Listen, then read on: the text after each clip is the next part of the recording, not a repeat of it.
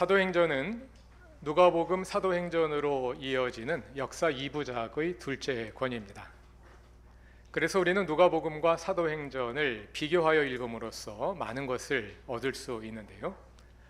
두 책은 서로 다른 시대를 다루기 때문에 서로 다른 등장인물들이 나옵니다만 두 책에 함께 등장하여 이야기를 연결해주는 사람들도 있습니다. 예수님의 제자들이지요. 그 중에서 12사도가 사도행전 초반부에서 중심인물로 등장하는데요. 사도행전에 나오는 사도들의 모습을 누가복음과 비교해 보면 그들이 전혀 다른 사람으로 변화해 있음을 알 수 있습니다. 예수님의 십자가 처형과 부활 후 50일이 지나 오순절이 찾아왔습니다.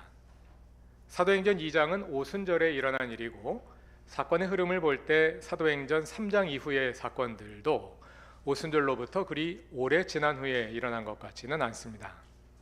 불과 2달여 전 6월절 첫날 밤 예수께서 제자들과 최후의 만찬을 나누신 후 감람산에서 붙잡히실 때 제자들은 모두 두려워서 자취를 감추었습니다. 베드로 한 사람만 몰래 대제사장 집에 숨어 들어갔다가 발각되어 3번이나 예수를 모른다고 잡아떼던 것이 그리 오래지 않은 일입니다. 그러던 사도들이 이제는 백성들 앞에서 예수의 부활과 주 되심의 복음을 선포하며 예수 이름의 능력으로 놀라운 일과 표징을 행하고 있습니다. 그뿐 아니라 오늘 본문인 사도행전 4장을 보면 베드로와 요한이 유대인들의 최고 권력기관인 산헤드린에 잡혀가서도 전혀 위축되지 않고 그들의 위협에 대항하며 담대하게 신앙을 지켜냅니다.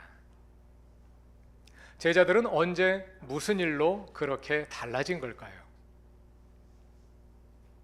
제자들의 근본적인 변화는 예수님의 부활을 경험한 후에 일어났습니다. 누가복음 24장에 상세하게 나오지요. 부활하신 예수께서 제자들에게 나타나셨습니다. 예수님은 그들에게 부활의 실상을 보여주시고 성경을 열어 제자들에게 말씀을 깨닫게 해주셨습니다. 제자들은 비로소 눈이 열려 하나님의 구원 역사를 바로 보게 됩니다. 사도행전은 그렇게 부활을 경험하고 변화된 제자들의 모습을 보여줍니다. 제자들은 이제 전혀 다른 사람들이 되었습니다. 그런데 그와 반대로 변할 만도 한데 전혀 변하지 않는 사람들도 있었습니다. 그들은 성전 지도자들입니다. 누가복음의 순환 이야기에서 예수님은 성전에 들어가서 장사하는 사람들을 내쫓으시고 그곳에서 가르치심으로 성전에 다시 하나님의 말씀이 들려지게 하셨습니다. 그러나 성전 지도자들은 그것을 못마땅하게 여깁니다. 누가복음 20장 1절과 2절을 보면 예수께서 성전에서 백성을 가르치며 복음을 전하실 때 대제사장들과 장로들이 예수께 와서 따져 묻습니다. 2절을 누가복음 20장 2절을 다 같이 읽어봅시다. 말하였다. 당신은 무슨 권한으로 이런 일을 합니까? 누가 이런 권한을 당신에게 주었습니까? 어디 우리에게 말해 보십시오. 그들은 권한에 민감합니다. 그들은 성전에 대한 통제권이 자신들에게 있다고 믿었고 그 권한은 곧 그들의 권력의 기반이기도 했기 때문입니다. 이와 비슷한 일이 사도행전에서도 일어납니다. 베드로와 요한이 성전 솔로몬의 행각에서 하나님의 말씀을 전하고 있을 때 성전 지도자들이 들이닥쳐 그들을 체포합니다. 그리고 이튿날 두 사람은 산헤드린 곧 공의회에서 신문을 받게 됩니다. 산헤드린은 사도들에게 무엇을 알아내려 했을까요? 사도행전 4장 7절을 다 같이 읽어봅시다. 그들은 사도들을 가운데에 세워놓고서 물었다. 그대들은 대체 무슨 권세와 누구의 이름으로 이런 일을 하였어? 성전 지도자들은 얼마 전 예수께 했던 것과 비슷한 질문을 사도들에게 합니다. 그들은 성전에 대한 자신들의 권한이 위협을 받고 있다고 여기며 그에 대해 민감하게 반응합니다. 그런데 여기서 예수의 이름이 다시 부각됩니다. 그대들은 누구의 이름으로 이런 일을 하였소? 지난 주일에 함께 본 것처럼 사도들은 성전 미문 앞에서 예수 그리스도의 이름으로 한 사람을 걷게 했습니다. 그리고 솔로몬 행각에 모여든 사람들에게 예수의 이름이 그를 낫게 했고, 하나님께서 예수의 이름을 통해 그분의 신실하심을 보여주신다고 선포했습니다. 여기서 예수의 이름에 대한 몇 가지 오해를 교정할 필요가 있겠습니다. 먼저, 예수의 이름은 주문이 아닙니다. 예를 들어 천일 야화에 나오는 알리바바와 40인의 도적 이야기를 보면 보물을 숨겨둔 동굴 앞에서 열려라 참깨 하고 말하면 문이 열리죠. 누가 말하느냐, 어떤 태도로 말하느냐, 이런 건 중요하지 않습니다. 누가 말하든 어떤 방식으로 말하든 열려라 참깨, 물론 한글 우리말로 하면 열릴지 모르겠습니다만 열려라 참깨, 이 주문만 외우면 문이 열립니다. 이처럼 주문은 말하는 사람의 인격과 분리되어 있습니다. 예수의 이름은 그런 주문이 아닙니다. 예수의 이름은 말하는 사람과 예수 그리스도와의 인격적인 관계 속에서만 그 능력을 발휘합니다. 둘째로, 예수의 이름은, 예수의 이름을 부르는 것은 그 이름을 통제하는 것이 아닙니다. 세계의 여러 신화와 전설들 가운데는 악마나 요정의 진짜 이름을 알면 그들의 힘을 얻어 그들을 컨트롤할 수 있다는 모티브가 등장합니다. 사도행전에는 그런 관념이 전혀 나오지 않습니다.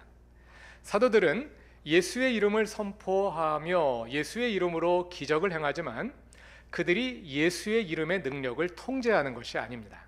오히려 예수께서 그들의 주님이 되셔서 그들을 다스리십니다. 예수의 이름은 예수께서 나를 다스리심으로, 예수께서 나를 다스리심으로 나오는 능력입니다. 마지막으로, 예수의 이름은 권한을 대행하는 수단이 아닙니다.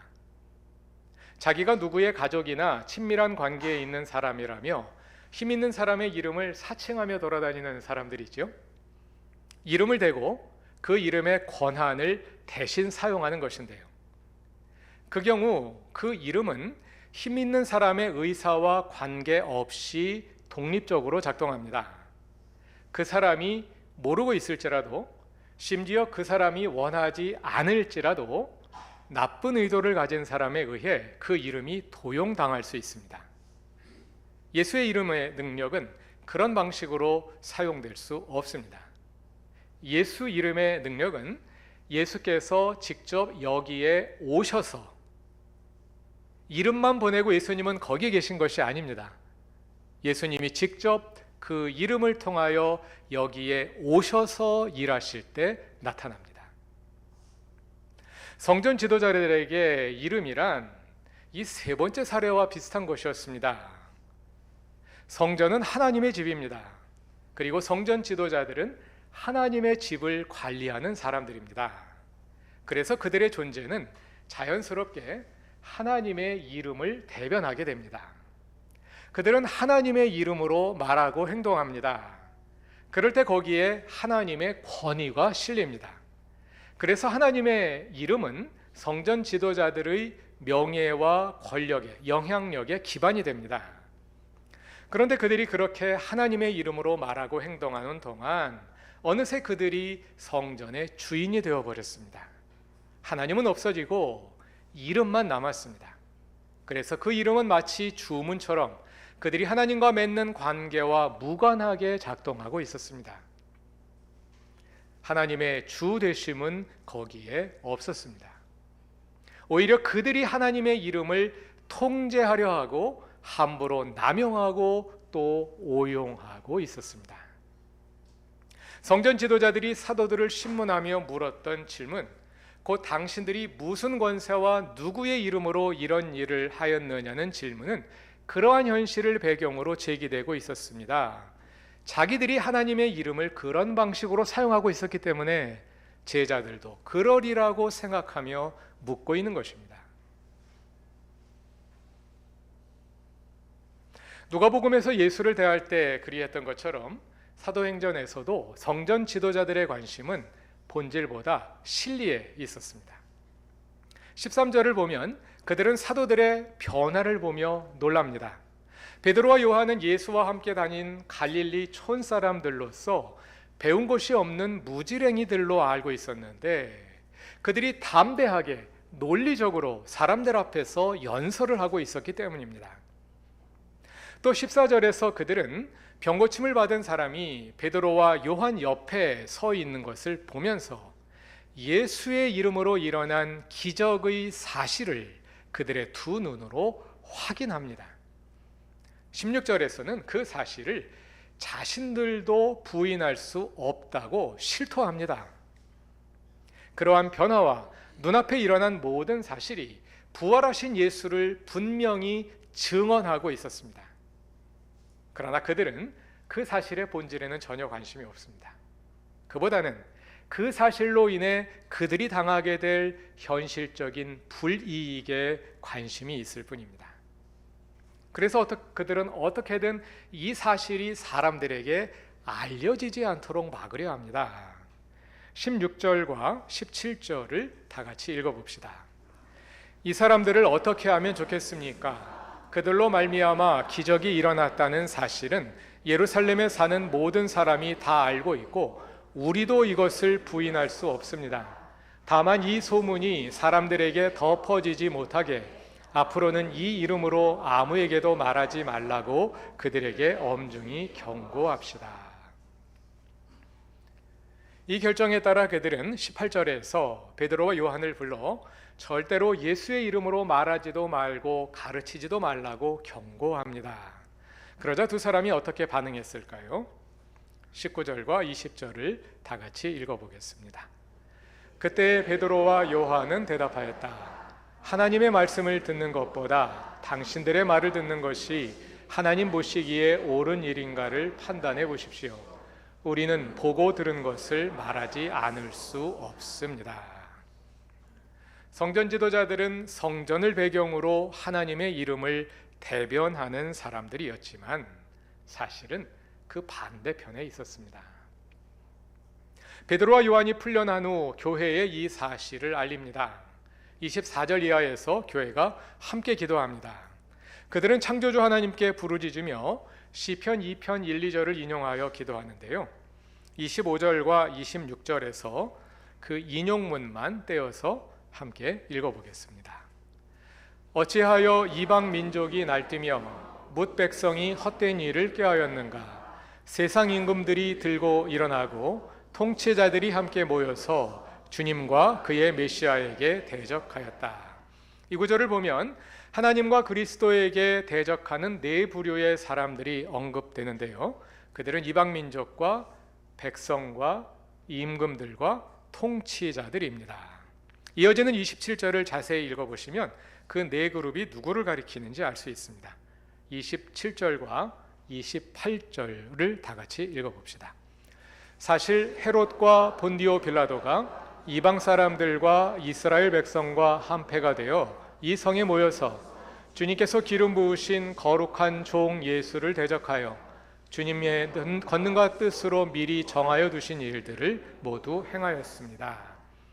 시편 인용문에 나오는 임금들과 통치자들에 상응하는 것이 헤롯과 본디오 빌라도이고 이방 민족과 백성에 상응하는 것이 이방 사람들과 이스라엘 백성입니다. 성전 지도자들이 명목상으로는 하나님의 이름을 대변하지만 사실은 하나님을 대적하는 이스라엘 백성의 일부일 뿐입니다. 그들은 하나님과 그리스도의 적이었습니다. 사도들과 성전 지도자들은 같은 시대 예루살렘이라는 같은 공간에 머물러 있었지만 사실 그들은 전혀 다른 두 세계에 살고 있었습니다. 제자들은 예수의 부활을 경험했고 부활하여 우리 주님이 되신 예수 그리스도의 증인이 되었습니다. 그러나 성전 지도자들은 자신들이 대변하는 하나님께서 일으키신 그 사건을 눈앞에서 목도하면서도 그것을 받아들이지 못하고 여전히 그들이 대변하는 과거의 세계에 머물러 있습니다. 문제는 현실에서 힘을 가진 사람들이 제자들이 아니라 그들이라는 점입니다.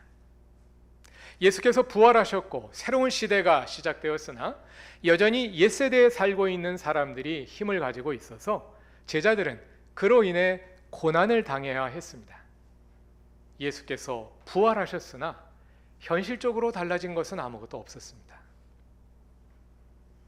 그러나 그것은 표면을 볼 때 그랬을 뿐입니다. 현실의 표면에서는 여전히 예수를 죽인 자들이 힘을 발휘하고 있었으나 그 현실의 이면에서는 부활의 복음이 힘을 발휘하며 확장되어 가고 있었습니다. 사도행전은 그 표면과 이면의 두 세계를 함께 보여줍니다. 무엇보다 이스라엘 백성들 사이에서 큰 변화가 일어나고 있었습니다.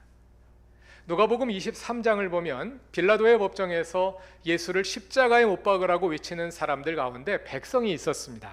그러나 오순절 성령 강림 후 베드로의 설교를 듣고 그들 가운데 3,000명이 회개하고 그리스도인이 되었습니다. 성전 미문 앞에서 베드로와 요한이 지체장애인을 일으키고 솔로몬 행각에서 설교한 후에는 더 큰 변화가 일어났는데요. 오늘의 본문인 사도행전 4장 4절을 보시면 그 설교를 들은 사람 가운데 믿는 사람이 남자 어른의 수만 5,000명이나 되었습니다.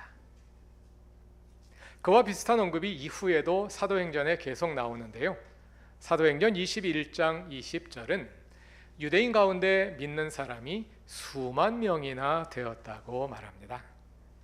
물론 복음이 예루살렘을 벗어나 사마리아와 이방 지역으로 확산된 후에는 그보다 더 큰 파급 효과를 일으키며 땅끝까지 하나님 나라가 세워져 갑니다.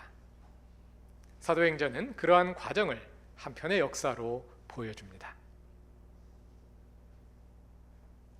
오늘 설교의 초두에서 예수님의 제자들이 누가복음과 사도행전에 함께 등장하며 두 이야기를 연결해 준다고 말씀드렸습니다.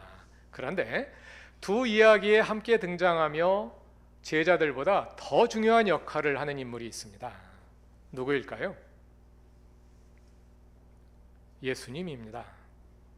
표면적으로 보면 누가복음은 예수의 이야기이고 사도행전은 제자들의 이야기입니다. 그러나 그 이면을 깊이 들여다보면 사도행전 역시 예수의 이야기입니다. 예수님이 그분의 이름으로 사도행전의 이야기에 나타나셔서 그 이름의 능력으로 모든 사건들을 친히 이끌어 가십니다. 사도행전 초반부에서 예수님은 먼저 사도들을 통해 그분의 이름으로 등장하십니다. 그러나 12사도뿐이 아닙니다.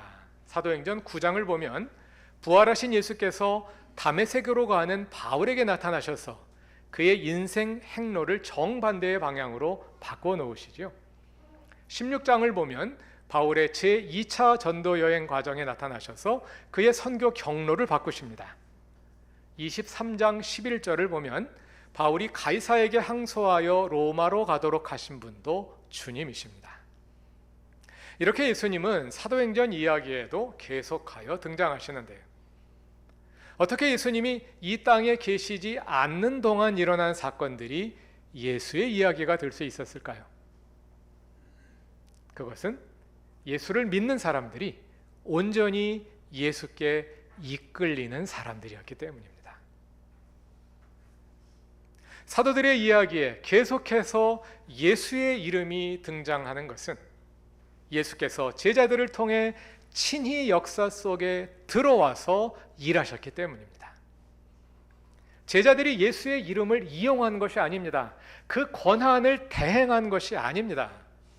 예수께서 그분의 이름을 통해 제자들 속에 친히 들어와 일하셨습니다. 제자들이 경험했던 현실처럼 오늘 우리가 경험하는 현실에서도 하나님의 이름은 무시되거나 오용되고 있습니다.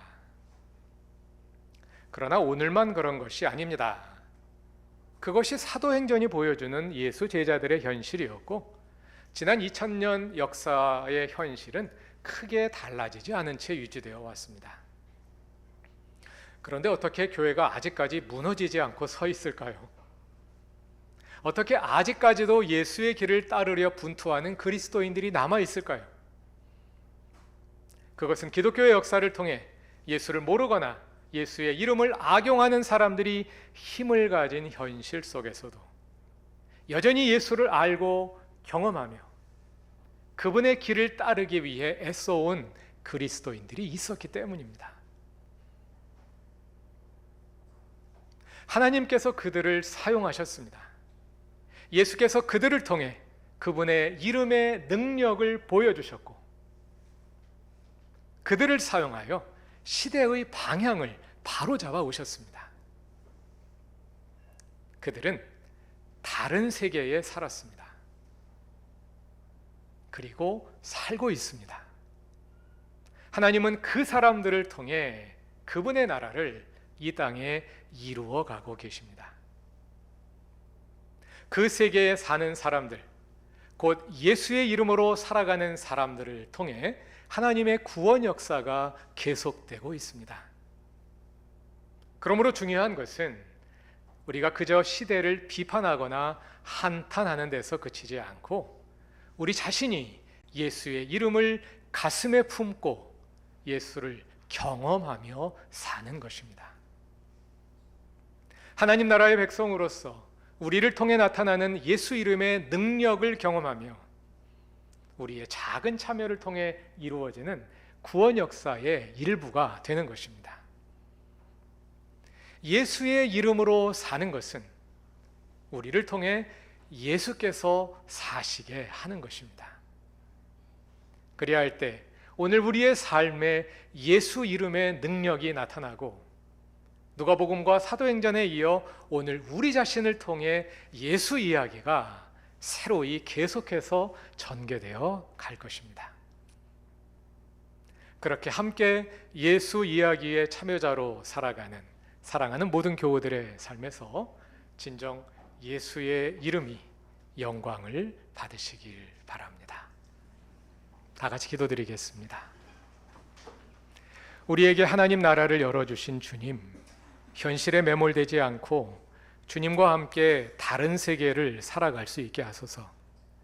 주님 나라를 동경하고 주님 나라의 삶의 원리를 우리 삶에 실현해 가며 진정 하나님 나라의 시민으로 살아가게 하소서. 제자들의 눈을 여셨던 것처럼 우리의 눈을 열어 주님 나라의 비밀을 보게 하시고 우리 삶에 예수 이름의 능력이 나타나게 하소서. 예수님의 이름으로 기도드립니다. 아멘.